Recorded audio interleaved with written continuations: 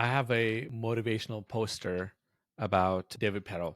I don't know how many of you know him, but he's amazing. He's a great creator, writer, and he has this amazing online school called The Rite of Passage. You should check it out. But anyway, the reason I bring him up is because there's a tweet that I made about him because I was kind of doing some research and I kind of landed into one of his, I think, newsletters where he mentions that he once did one new YouTube video a day challenge and kept up until 114 days. So 114 videos on YouTube and just got 31 subscribers in total. 31 subscribers in total. That is wild. And the point that I'm trying to make, or he makes, is also about nobody remembers your failures. That's why it's important to keep swinging and trying things and failing in public. It's just wild to me and it's inspiring. Because, to just put this in context, right now he has 30,000 subscribers on YouTube and his stuff is so high quality and it's so, I just admire his packaging, the way it looks and everything is amazing. The funny thing is that he did this for 114 days. So this relates to sort of what I'm going through right now. And I've posted about, I want to say 20 videos so far, and they're all like 3-minute, 4-minute clips.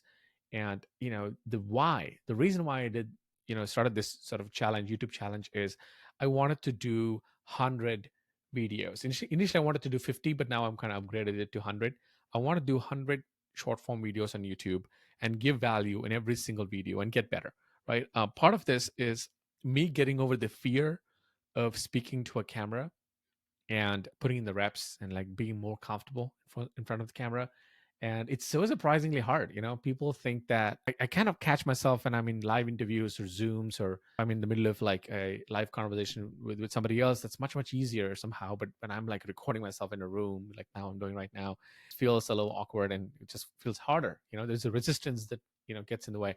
But anyway, so this is motivation for me, right? When he did this, I took a printout of that tweet and every day I look at it and I think about David Perell. Shout out if you're listening, David. And think about what it must have taken to persevere and persist 114 videos, for 30 plus subscribers. Wild. To put this in context, I'm, I think, at video 20 and I've had 39 subscribers in the last 20 videos. Overall, I have about 530 on YouTube. And it's so easy to feel discouraged. When you just see the numbers, raw numbers, it's so easy to feel discouraged, when you look at them on their own. But when you put them in the context and the perspective of how other greats have also walked through the path the same way, and then it becomes almost a rite of passage, pun intended, that this is what it takes. This is the price you have to pay to get to that place you want to get to. And just YouTube overall is just unfair. When you get started, it's just very, very unfair because you're trying to find your voice and you think you're kind of adding value and you're sharing your best, inspiring people and like teaching, educating them. It just doesn't matter. People, they don't care as much initially unless you persist and persevere and play the long game and you almost kind of become so good that they can't ignore you. That's when I think they hit that subscribe button and they're like, okay, this person is inevitable. I'm just gonna follow them. So until then, you gotta keep putting in the work, keep going.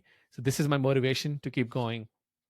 And I love it. It's on my desk every day and I look at it. Hopefully, if you're doing anything, in the space in the space of YouTube or newsletters or Twitter, anything in the content realm, remember this. The 0 to 1 phase is filled with this kind of resistance we all have, and there's no other shortcut. You have to persevere, you have to keep going, and value people's like qualitative feedback. When somebody says that was good or this resonated, that's all you're gonna get. You're not gonna get like 250K views. The data is gonna be so minuscule, so you're not gonna get like data based feedback. You're gonna get qualitative feedback, so you got to rely on that and then believe, trust the process, keep moving, and have your own quality bar. Like, do you feel like you're adding value? Do you feel like the video or the piece of work you've done is valuable to somebody else? I think that's the only thing you can control.